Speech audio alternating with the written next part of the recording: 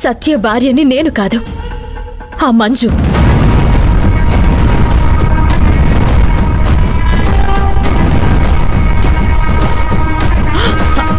అమ్మా, నీకు ఈ విషయం ఎలా తెలుసు? తెలుసు.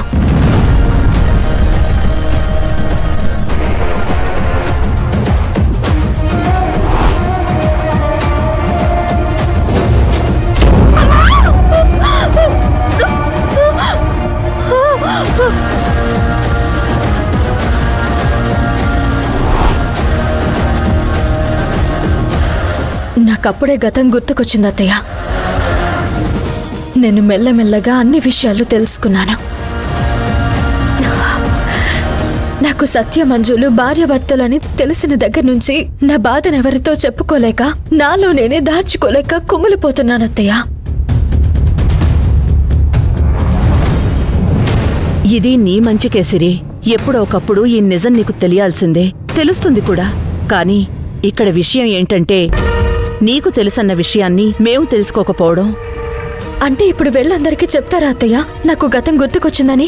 ఎందుకు చెప్తానమ్మా, నేనేం అంత అమాయకురాల్ని కాదు. నీకెలాగో అన్ని విషయాలు తెలిసాయి కాబట్టి నేను చెయ్యాల్సిన పని ఒకటుందమ్మా, అది నేను చేస్తాను. కానీ ఒక్క మాట, నువ్వు ఈ ఇంటి కోడలివి.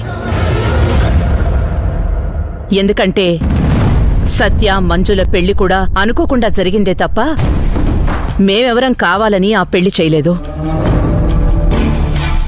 ఇప్పుడు ఈ ఇంట్లో ఆ మంజు ఎంతో, నువ్వు అంతే. ఎందుకంటే మీ పెళ్లి కూడా అనుకోకుండా జరిగింది కాబట్టి.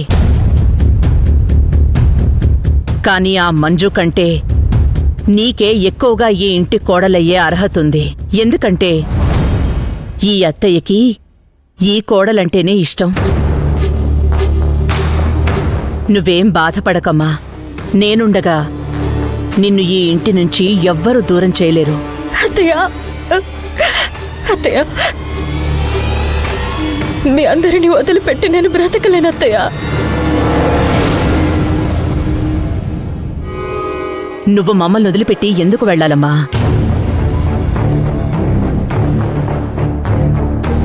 వెళ్లాల్సిన వాళ్ళు వెళ్తారు.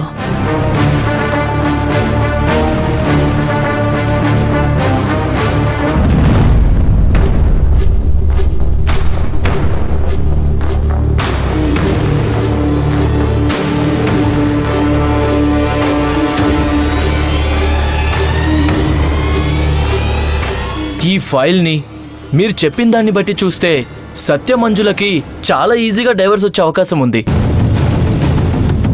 ఆ లాయర్ కిరణ్మయి చాలా తెలివిగా ఈ కేసుని డీల్ చేసింది. అందుకే ఇప్పటి వరకు సత్య మంజులకు డైవర్స్ రాలేదు. అవును లాయర్ గారు, నా తరపు లాయర్ని కూడా ఏమార్చి నాకు అబద్ధం చెప్పించారు. ఇలాంటివి మామూలే మనమ్మగారు, కోర్టులో జరుగుతూనే ఉంటాయి. మీరేం బాధపడకండి, మిగతాదంతా నేను చూసుకుంటాను. మీరెలాగైనా వాళ్ళిద్దరికీ ఆ డేవోస్ ఇప్పిస్తే మా వాడి జీవితం బాగుపడుతుంది లాయర్ గారు. ఇప్పుడు ఈ కేసు నా చేతికొచ్చింది కదా, అలాగే చేద్దాం. కానీ సిరి అనే అమ్మాయి కోర్టుకొస్తుందా? తప్పకుండా వస్తుంది లాయర్ గారు. ఇంకే ఉంది, అక్కడితో ఈ కేసు క్లోజ్ అయిపోయినట్టే. వాళ్ళిద్దరికీ విడాకులు వచ్చినట్టే. అంటే కోర్టులో సిరి ఏం చెప్పాల్సి ఉంటుంది లాయర్ గారు? మంజు సత్యాల వల్ల నా జీవితం ప్రశ్నార్థకంగా మారింది, నా జీవితానికి దారి మీరే చూపాలి జడ్జి గారు అని వేడుకుంటే చాలు. జడ్జి గారు మంజు సత్యాలకి శిక్ష వేస్తారు. అదేంటి లాయర్ గారు, మా వాడికి శిక్ష పడితే ఎలా? వాడు బాగుండాలనే కదా నేను ఇదంతా చేస్తోంది. అవుననుకోండి, భార్య ఉండగా ఇంకో పెళ్లి చేసుకోవడం అనేది చట్టరీత్యా నేరం కదా. మీరే ఎలాగైనా వాడిని కాపాడాలి లాయర్ గారు. సత్యని ఈ కేసు నుండి బయటపడేయొచ్చు, ప్రాబ్లం లేదు.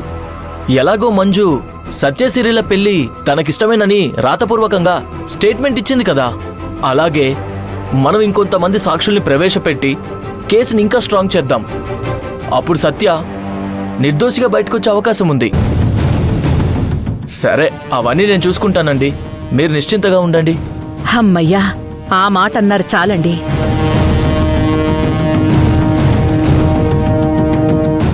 ప్రస్తుతానికి ఇది అడ్వాన్స్గా ఉంచండి, మిగతాది కేసు అయిపోయిన తర్వాత ఇస్తాను. సరేనండి. మరి నేనుంటానండి.